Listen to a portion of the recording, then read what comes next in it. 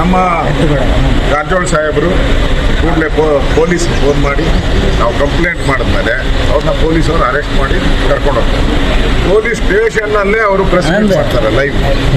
Police ಬಾಯಿ ಮುಚ್ಕೊಂಡು ಆರಾಮ್ಸೆ ಕೂತಿದ್ದಾರೆ. ಪೊಲೀಸ್ ಅಧಿಕಾರಿಗಳು ಏನೋ ಅದ್ರ ಬಗ್ಗೆ ಕ್ರಮನೇ ಕೈಗೊಂಡಿಲ್ಲ. ಹೆಂಗ್ ಮಾಡಕ್ ಸಾಧ್ಯ? ಪೊಲೀಸ್ ಸ್ಟೇಷನ್ನಲ್ಲಿ ಇವರು ಅರೆಸ್ಟ್ ಆದಂಥ ವ್ಯಕ್ತಿಗಳು ಒಳಗಡೆ ಲಾಕಪ್ ಒಳಗಡೆ ಇರಬೇಕಾಗಿತ್ತು. ಅಂಥವ್ರನ್ನ ರಾಜಾರೋಷವಾಗಿ ಕೂತಿಸಿ ಅವ್ರಿಗೆ ಅಲ್ಲೇ ಲೈವ್ ಮಾಡ್ತಾರೆ. ಅವರ ಇದರಲ್ಲಿ ನಾವು ಇದೇ ಪಾಂಪ್ಲೆಟ್ನ ಪ್ರಿಂಟ್ ಮಾಡಿರೋದು, ಯಾರು ಓಟ್ ಹಾಕಬೇಡಿ BJPಗೆ, ಮಾಡಿದ್ರೆ ಜೈಲಿಗೆ ಹಾಕ್ತೀರಿ ಅಂತೇಳಿ ಥ್ರೆಟನ್ ಮಾಡ್ತಾರೆ. ಅಂದರೆ ಕರ್ನಾಟಕದಲ್ಲಿ ಏನು ಗೂಂಡಾ ರಾಜ್ಯ ಇದೆಯಾ? DK ಶಿವಕುಮಾರ್ ಅವರು ಮೊನ್ನೆ ಬಂದು ಥ್ರೆಟನ್ ಮಾಡೋಗಿದ್ದಾರೆ. ಯಾರಾದರೂ ಸ್ಟೂಡೆಂಟ್ಗಳು BJPಗೆ ವೋಟ್ ಮಾಡಿದ್ರೆ ಹಿಡಿದು ಜೈಲಿಗೆ ಹಾಕ್ತೀರಿ ಅಂತ ಹೇಳಿದ್ದಾರೆ. ಈಗ ಅವ್ರ ಕಾರ್ಯಕರ್ತರು, ಕಾಂಗ್ರೆಸ್ಸಿನ ಕಾರ್ಯಕರ್ತರು DK ಶಿವಕುಮಾರ್ ಏನು ಹೇಳಿದಾರೋ ಅದ್ರ ಪ್ರಕಾರ ಬಂದು ಕಾಲೇಜ್ ಕ್ಯಾಂಪಸ್ಸಲ್ಲಿ ಗೂಂಡಾಗಿರಿ ಮಾಡಿದ್ದಾರೆ. ಪ್ರಚೋದನೆ ಕೊಟ್ಟಂಗಾಯ್ತಾ, ನೇರವಾಗಿ ಹೇಳ್ದಂಗಾಯ್ತು? ನೇರವಾಗಿ DK ಶಿವಕುಮಾರ್ ಅವರೇ ಈ ಇನ್ಸಿಡೆಂಟ್ಗೆ ನೇರ ಕಾರಣ. ಅವರೇ ನೇರ ಕಾರಣ. ಅವರು ಪ್ರಚೋದನೆ ಕೊಟ್ಟ ಮೇಲೆ, ಅವ್ರು ಹೇಳಿದ ಮೇಲೆ ಅವರ ಹುಡುಗರು, ಕಾಂಗ್ರೆಸ್ಸಿನ ಹುಡುಗರು ಗೂಂಡಾಗಿರಿ ಮಾಡಿ ಇವತ್ತು ಕಾಲೇಜ್ ಕ್ಯಾಂಪಸ್ಸನ್ನೇ ಈ ಥರ ಮಾಡಿದ್ದಾರೆ. ನಾಳೆ ಹಳ್ಳಿಗಳಲ್ಲೂ ಕೂಡ ಈ ಥರದ ಮಾಡೋ ಅಂಥ ಸಂಭವ ಇದೆ. ಈಗಾಗಲೇ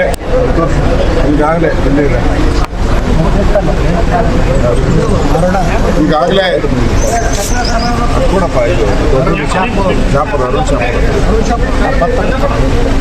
ಈಗಾಗಲೇ ಅವರು 100,000 ಕೋಟಿ ರೂಪಾಯಿ ದುಡ್ಡನ್ನು ತಂದುಬಿಟ್ಟಿದ್ದಾರೆ ಒಳಗೆ.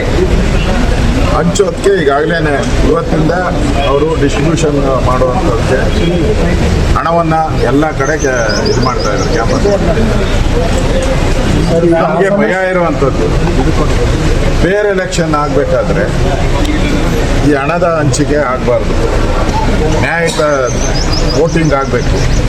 ಯಾಕೆಂದರೆ ಕಾಂಗ್ರೆಸ್ ಅವರು ಅವ್ರಿಗೆ ಅಭಿವೃದ್ಧಿ ಮಾಡಿದರೆ, ಡೆವಲಪ್ಮೆಂಟ್ ಮಾಡಿದರೆ ಅವ್ರು ಆರಾಮ್ಸೆ ಗೆಲ್ಬೋದಾಗಿದೆ. 3 ವರ್ಷದಿಂದ ಏನೂ ಅಭಿವೃದ್ಧಿ ಮಾಡಿದ್ದಾರೆ, ಜನಪರವಾದಂಥ ಕೆಲಸ ಮಾಡಿದ್ದಾರೆ. ಅವ್ರಿಗೆ ವಿಧಿ ಇಲ್ಲದೆ ಇವತ್ತು ಹಣ ಹಂಚಿ ಚುನಾವಣೆ ಗೆಲ್ಲಬೇಕು ಅಂತ ಹೊರಟಿದ್ದಾರೆ. ಇದಕ್ಕೆ ಸಾಕ್ಷಿ ಕೂಡ ನಾವು ಕೊಟ್ಟಿದ್ದೀವಿ. ಪಾಂಪ್ಲೆಟ್ 2ನೇ ಲೈನಲ್ಲೇ ಇದೆ. BJP ಮಾತು ಕೇಳಿ BJPಗೆ ಮತ ಹಾಕಿದರೆ ಜೈಲು ಸೇರುವುದು ಖಚಿತ. ರೆಡ್ಡಲ್ಲಿದೆ, ಜೈಲು ಸೇರುವುದು ಖಚಿತ. ಕಾಂಗ್ರೆಸ್ಸಿನ ಸಂಸ್ಥೆ ಇದು ಕಾಂಗ್ರೆಸ್ ರಾಷ್ಟ್ರೀಯ ವಿದ್ಯಾರ್ಥಿ ಒಕ್ಕೂಟ NSUI. ಅಂದರೆ ಅಫಿಷಿಯಲ್ ಆಗಿ ಅಂದರೆ ನಾವು ಯಾವ ರಾಜ್ಯದಲ್ಲಿದ್ದೀರಿ? ಗೂಂಡಾಗಿರಿ ರಾಜ್ಯದಲ್ಲಿದ್ದೀರಾ? ಗೂಂಡಾಗಿರಿ ನೇತೃತ್ವವನ್ನು ಸಿದ್ದರಾಮಯ್ಯ DK ಶಿವಕುಮಾರ್ ವಹಿಸಿದ್ದಾರೆ. ಇದಕ್ಕೇನಂತ ಹೇಳ್ಬೇಕು ನಾವು? ಈ ರೀತಿ ನಡೆದ್ರೆ ಫೇರ್ ಎಲೆಕ್ಷನ್ ಹೆಂಗಾಗುತ್ತೆ? ಇದಕ್ಕೆ ನಾವು ಚುನಾವಣಾ ಆಯೋಗಕ್ಕೆ ಇವತ್ತು ಬಂದಿದ್ದೀವಿ. DCಗೆ, ಕೇಂದ್ರ ಚುನಾವಣಾ ಆಯೋಗ ಮತ್ತು SP, ಕೇಂದ್ರದ ಪೊಲೀಸ್ ಬಂದಿರುವಂಥವ್ರಿಗೆ ಎಲ್ಲರಿಗೂ ಈ ಮನವಿಯನ್ನು ಕೊಟ್ಟಿದ್ದೀವಿ. ನೀವು ಫೇರಾಗಿ ಎಲೆಕ್ಷನ್ ನಡೆಯೋಕ್ಕೆ ಅವಕಾಶ ಮಾಡಿಕೊಡ್ಬೇಕು. ಇಲ್ಲಾಂದರೆ ನಾವು ಪ್ರತಿಭಟನೆಯ ದಾರಿಯನ್ನು ಇನ್ನೂ ಮಾಡಬೇಕಾಗುತ್ತೆ. ಸರ್ಕಾರಿ ವಾಹನ ಮತ್ತು ಸರ್ಕಾರಿ ಅಧಿಕಾರಿಗಳು ಸರ್ಕಾರಿ ವಾಹನದಲ್ಲೂ ಕೂಡ 2 ಲಕ್ಷ ರೂಪಾಯಿ ಕಾಂಗ್ರೆಸ್ ಪಾಂಪ್ಲೆಟ್ ಸಿಕ್ಕಿದೆ. ಅದನ್ನು ಕೂಡ ಕೊಟ್ಟಿದ್ದೀರಿ.